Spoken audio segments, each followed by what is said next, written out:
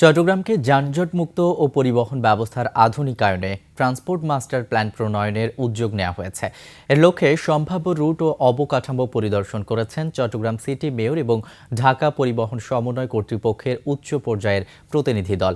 পরিকল্পনায় metro rail, light rail ও জলপথের পাশাপাশি বিশেষ গুরুত্ব দেওয়া হচ্ছে মনোরেলকে।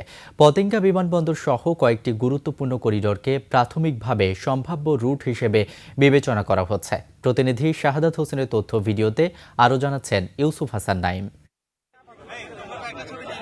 বাণিজ্যিক রাজধানী চট্টগ্রাম এখন সময়ের বিবর্তনে রূপ নিচ্ছে মেগাসিটিতে। প্রতিষ্ঠান স্থাপনার সঙ্গে পাল্লা দিয়ে বাড়ছে জনসমাগম, কিন্তু বর্ধিত জনসংখ্যার সাথে তাল মেলাতে না পেরে থমকে যাচ্ছে নগরের গতি, যার মূল কারণ তীব্র যানজট। এ ভোগান্তি দূর করতে এবং যোগাযোগ ব্যবস্থা সহজ করতে একটি সমন্বিত ট্রান্সপোর্ট মাস্টার প্ল্যান হাতে নেওয়া হয়েছে। এই পরিকল্পনার অংশ হিসেবে সম্প্রতি নগরের বিভিন্ন সম্ভাব্য রুট ও অবকাঠামো ঘুরে দেখেন Chittagong city mayor doctor Shahadat Hossain এবং ঢাকা পরিবহন সমন্বয় কর্তৃপক্ষের 5 সদস্যের প্রতিনিধি দল। তারা কালুরঘাট, অক্সিজেন ও আমিনবাজার সহ শহরের গুরুত্বপূর্ণ করিডোরগুলো পরিদর্শন করে যাত্রী চাহিদা বিশ্লেষণ করেন, যেখানে metro rail, light rail, transit সড়ক ও জলপথ বিবেচনায় রেখে জেলার ভৌগোলিক অবস্থান, নির্মাণ ব্যয়, জমির স্বল্পতার বিষয়টি বিবেচনায় নিয়ে গুরুত্ব দেওয়া হচ্ছে মনোরেলকে।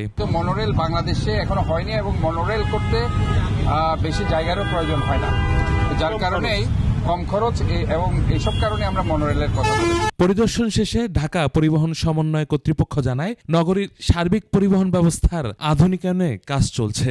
ট্রাফিক জ্যাম কিভাবে দূর হয়, কিভাবে দূর হবে, মনোরেল, রাস্তা, ওয়াটারওয়ে সবকিছু বিবেচনা করে সমস্ত কিছুর সমন্বয় করে আমরা একটা মাস্টার প্ল্যান তৈরি করব। তারপরে আমরা প্রত্যেকটার ইন্ডিভিজুয়াল রুটের উপর আমরা ফিজিবিলিটি স্টাডি করব। এদিকে প্রকল্প বাস্তবায়নে একটি আন্তর্জাতিক ঠিকাদারি প্রতিষ্ঠান সম্পূর্ণ নিজস্ব অর্থায়নে মনোরেল প্রকল্প বাস্তবায়নে আগ্রহ জানিয়েছে। ওরাসকম এবং আরব কন্ট্রাক্টরকে আমরা পেয়েছি। তাদের দাবিটা হলো সরকার আমাদেরকে ফ্যাসিলিটেট করবে। ফ্যাসিলিটেট মানে প্রয়োজনীয় যে জায়গা সেটা সরকার আমাদেরকে দিবে, প্রয়োজনীয় বিদ্যুৎ আমাদেরকে সরবরাহ করবে। প্রাথমিকভাবে পতেঙ্গা থেকে বিমানবন্দর এবং শহরের আরও কয়েকটি গুরুত্বপূর্ণ রুটকে মনোরেলের সম্ভাব্য করিডোর হিসেবে বিবেচনা করা হচ্ছে।